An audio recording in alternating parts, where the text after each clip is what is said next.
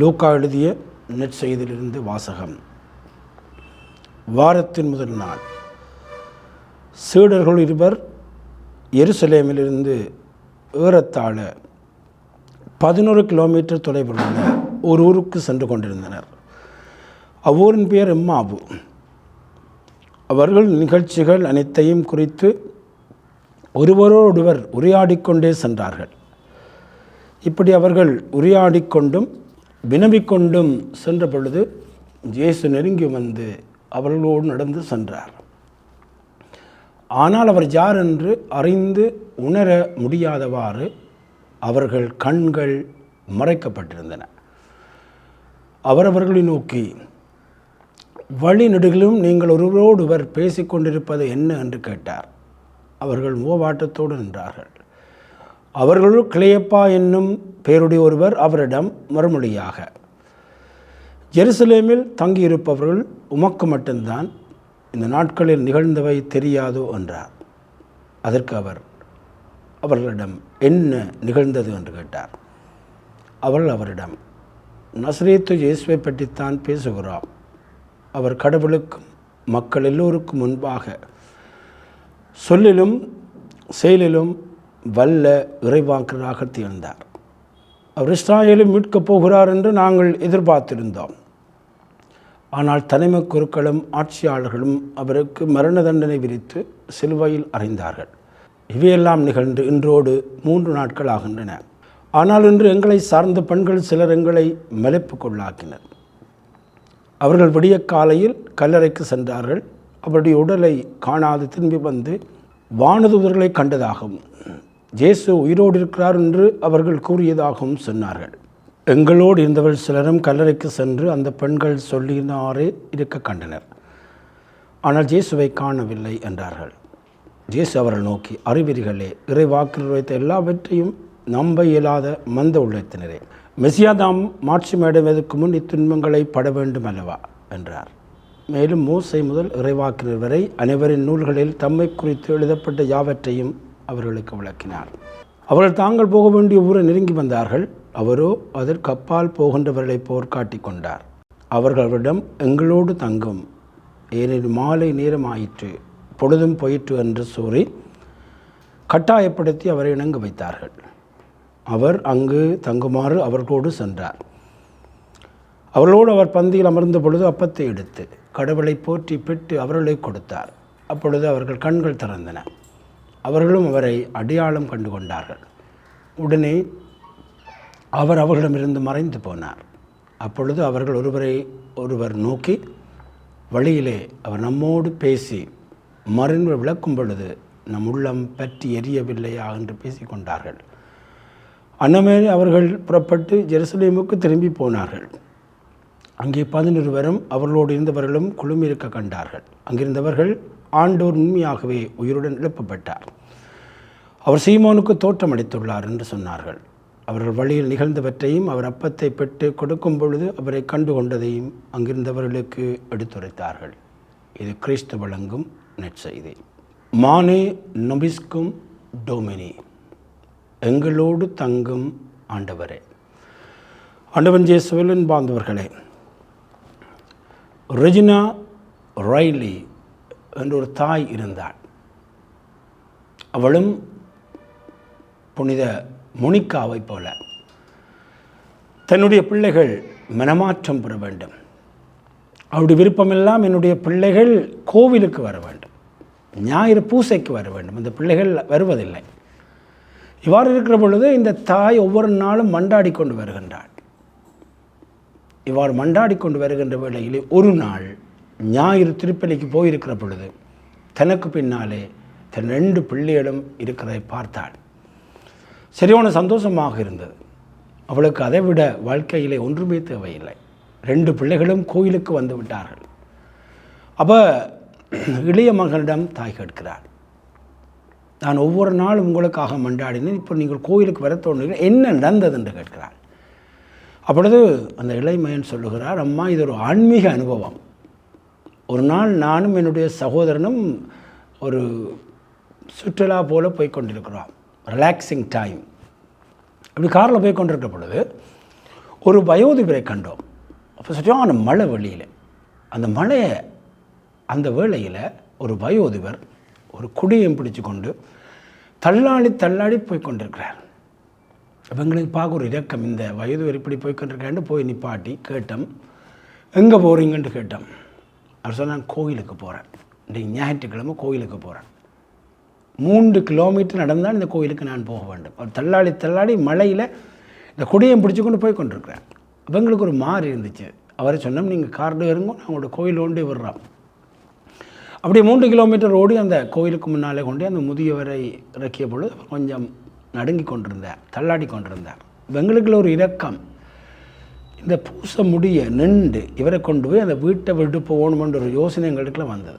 அப்போ அந்த புதியவர்கிட்ட சொன்னோம், நீங்கள் பூசை போங்கோ, வெளியில் நிற்போம், நாங்கள் வரையக்கில் உங்களை கொண்டு வீட்டை விட்டு. அவருக்கு பேச்சு சந்தோஷம், இப்படியும் பிள்ளைகள் இருக்கணுமா, இந்த தாய் தந்தை பிள்ளை நல்லா வளர்த்துருக்குறா. அப்போ அது முடிய அப்படி வெளியில் நிற்கல வைக்க 2 பேருக்கு யோசனை, வெளியில் நிற்பான். நாங்களும் இந்த கோயிலுக்குள்ள என்ன நடக்குதுன்னு போய் பார்ப்போம், இந்த இந்த பூசைக்கு என்ன நடக்குதுன்னு போய் பார்ப்போம். உள்ளுக்கு போச்சால் அங்கே அழகான அங்கே பீடம் இருக்கிறது, அழகான பாடல்கள் பாடப்படுகிறது. அந்த திருப்பலிமையும் அவர் அழகாக இருந்தது. அந்த வாசகம் முடிய அந்த குருவானவர் சொன்ன அந்த மறையுரை இவர்களை ஆழமாக தொட்டது. அந்த மறையுரை அன்று அந்த குருவானுடைய மறையுரை மிக அழகான ஒரு மறையுரை. அகவிற்பாடு, நற்கருணை, அந்த பந்தி, மக்கள் போகிற விதமெல்லாம் கவர்ந்தது. அப்பொழுது எங்களுக்குள்ள ஒரு ஆழமான ஆன்மீக அனுபவம் ஏற்பட்டது. ஒவ்வொரு ஞாயிற்றுக்கிழமையும் போய் இந்த அனுபவத்தை பெற வேண்டும் என்ற யோசனை வந்தது. அதான் அம்மா இன்றைக்கு நாங்கள் இந்த பூசைக்கு வந்திருக்கிறோம் என்று சொன்னான். ஆண்டவன் இயேசுவில் அன்பார்ந்தவர்களே, இன்றைக்கு நாங்கள் எம்மாவூஸ் அனுபவம், எம்மாவூஸ் பயணம் என்கின்ற ஒரு நற்செய்தியை நாங்கள் வாசிக்கிறோம். எம்மாவூஸ் ஜெருசலேம், 2 இடங்களை நாங்கள் சிந்தித்து பார்க்க வேண்டும். ஜெருசலேம் என்று நாங்கள் சொல்லுகிற பொழுது துன்பத்தினுடைய இடம். ஜெருசலேம் என்றாலே அங்கே துன்பம் இருக்கும். அப்போ இந்த சீடர்கள் அந்த இயேசுடைய பாடுகள், மரணம் எல்லாவற்றையும் பார்த்த பிற்பாடு அவர்கள் வந்து சொல்லுகிறார்கள், உயிர்த்தெழுந்து விட்டார்னு சொன்ன பொழுது இவரால் ஒன்றையுமே புரிய முடியவில்லை. எங்களுக்கு இந்த துன்பம் வேண்டாம், நாங்கள் இந்த துன்பத்திலேருந்து வெளியே போவோம் என்று சொல்லி 11 கிலோமீட்டர் தூரத்தில் இருக்கின்ற எம்மாவு என்கின்ற அந்த இடத்துக்கு போகிறார்கள். நடந்து போகிறார் 2 பேர், ஒன்று கிளையாப்பா, மற்றவருடைய பேர் குறிப்பிடப்படவில்லை. 2 பேரும் அப்படியே போய்கொண்டிருக்கிற பொழுது இயேசு அவர்களோடு வருகிறார். இதுதான் மிக முக்கியமானது பாந்தவர்களே. நாங்கள் இந்த துன்பத்தில் வேதனைகளில் எல்லாம் முடிஞ்சு என்று நாங்கள் சென்று கொண்டிருக்கிற பொழுது கடவுள் எங்களோடு பயணிக்கிற கடவுளாக இருக்கிறார். ஆல்பர்ட் கமு என்கின்ற ஒரு பிரெஞ்சு தத்துவ ஞானி சொல்லுவார், கடவுள் எப்படியான ஆள் என்றால் அவர் இந்த எங்களுடைய பிரச்சனைகளோடு ஈடுபடுறவர் அல்ல, ஹீஸ் அன் எட்டர்னல் பைஸ்டாண்டர். அப்படியே பார்த்து கொண்டிருக்காள் தான். அவர் எப்படி பார்த்து கொண்டிருப்பார் என்றால் எங்களை பார்க்காமல் எங்களுக்கு பின்பக்கத்தை காட்டி கொண்டு நிற்கிறவர் தான் இந்த கடவுள் என்று சொல்லி ஆல்பர்ட் கமு சொல்லுகின்றார். அப்படி அல்ல, இந்த 2 சீடர்களுக்கும் ஒரு ஆழமான அனுபவத்தை கொடுக்க வேண்டும் என்பதற்காக இயேசு அவரோடு பயணிக்கிறார். பயணித்து கூட அவர்களுக்கு புத்திமதி சொல்லவில்லை, படாரண்டு வந்து அவர்களை பார்த்துன்னு கதைக்கவில்லை. அவருடைய கவுன்சிலிங், அவருடைய அந்த அணுகுமுறை வித்தியாசமானது. சமாரிய பெண்ணை பார்த்தபொழுது நாங்கள் பார்க்கிறோம், அவருடைய அணுகுமுறை, அவர் மிகவும் ஒரு மனிதத்தன்மையோடு தான் அணுகுவார்.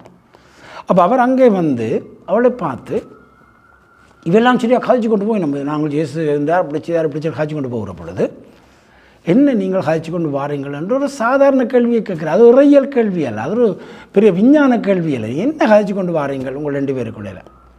ஒரு ஆச்சரியம்.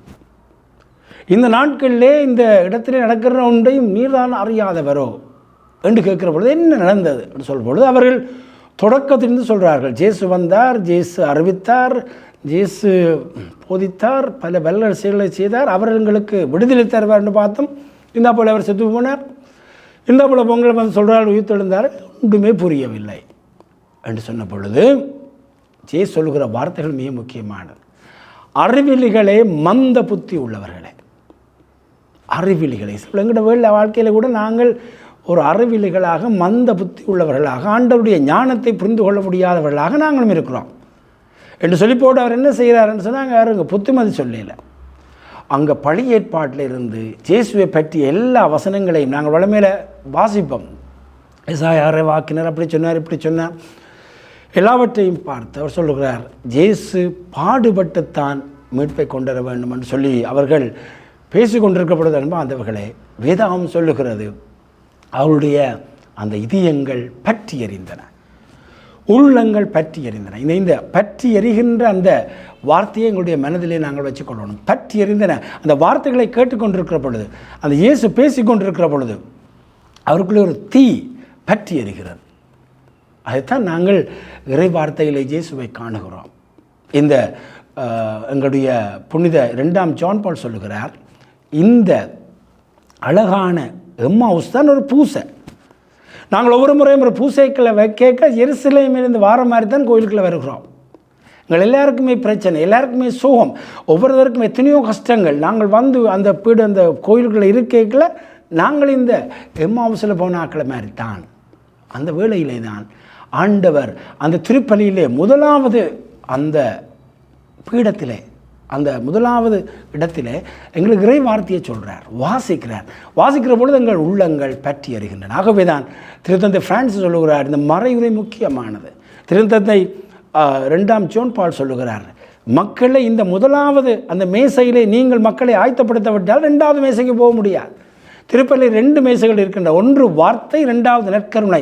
அவர் சொல்லுகிறார், ஒவ்வொரு குருவும் எவ்வளவு அழகாக தங்களுடைய மறைகளை வச்சு இந்த முதலாவது மேசையிலே மக்களை ஆயத்தப்படுத்துகிற பொழுது அவருடைய உள்ளங்கள் பற்றி எரிகிற பொழுதுதான் 2வது மேசைக்கு போக முடியும் என்று சொல்லுகிறார். அண்மையிலே இந்தியாவிலிருந்து சுவாமி வந்தார். யாழ்ப்பாண மாவட்டத்தில் எல்லா இடங்களும் போய் இந்த வழிபாடுகள் வச்சார். யாழ் மாவட்ட குருக்களுக்கு இந்த தவக்கால தியானத்தை எங்களுக்கு கிடையாது, ஒரு உரை தான் கொடுத்தார். அந்த ஒரு உரையை நாங்கள் கேட்டபொழுது அன்பார்ந்தவர்களே, மிகவும் ஆழமாக அது இருந்தது.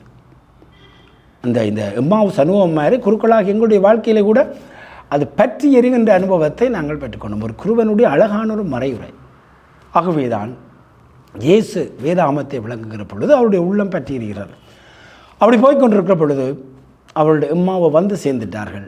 ஆனால் இயேசு தூரம் போகிற மாதிரி காட்டிக்கொண்டார்கள். அந்த வேளையிலே தான் இந்த பற்றி எறிந்த அனுபவத்தை பெற்றவர்களால் இயேசுவை விட அவர்களுக்கு விருப்பமில்லை.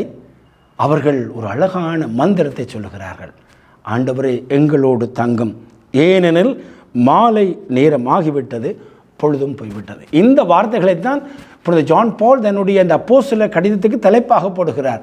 மானே நொமிஸ்கும் டோமினி, ஸ்டே வித் அஸ் லார்ட். ஆகவே அப்படி ஆண்டவரை பார்த்து கேட்கிறாருன்னா ஆண்டவர் வேணுமென்ற ஒரு தரம் அதுவே இவர் இந்த இறைவார்த்தையை சொல்லுகிற பொழுது இயேசுவை வச்சிருக்கணும் என்ற உடனே வந்தோடனே ஸ்டே வித் திஸ் லார்ட், மானே நொமிஸ்கும் டோமினே என்று கேட்கிறார்கள். அப்போ கேட்ட உடனே இயேசுவும் அவரோட போயிருக்கிறார். அங்கே போய் அந்த அப்பத்தை பிற்கின்ற பொழுது அவருடைய கண்கள் திறக்கப்பட்டன, இயேசு என்று கண்டு கொண்டார்கள் என்று சொல்லப்படுகிறது. அப்பொழுது அவர் மறைந்து விட்டார். அன்பார்ந்த முதலாவது கட்டத்தில் அந்த இதயங்கள் பற்றி எறிகின்றன, 2வது கட்டத்தில் அந்த கண்கள் திறக்கப்படுகின்றன, இயேசு என்று கண்டு கொண்டார்கள். அந்த கணம் அவருடைய வாழ்க்கையிலே பெரும் மாற்றமாக மாறுகிறது. இவ்வளவு நேரம் 11 கிலோமீட்டர் நடந்து ஜெருசலேமை விட்டு ஓடி வந்த அந்த சீடர்கள் உடனடியாகவே ஓடி போகிறார்கள். ஓடி வந்தவர்கள் ஓடி போகிறார்கள். எங்கே போகிறார்கள்? அந்த ஜெருசலேமுக்கு போகிறார்கள், பணி செய்வதற்காக போகிறார்கள். இந்த இயேசு அனுபவம் அவர்களை பணி வாழ்வுக்குள்ளே தூண்டுகிறது. ஆகவேதான் நாங்கள் பணி செய்ய வேண்டுமென்றால் இந்த இறை அனுபவம் இல்லாமல் பணி செய்ய முடியாது. ஆகவேதான் நாங்கள் பார்க்கிறோம், முதல் வாசகத்திலே பேதுரு 12 எழுதி மிகவும் அழகான ஒரு மறையுரை வழங்குகிறார்.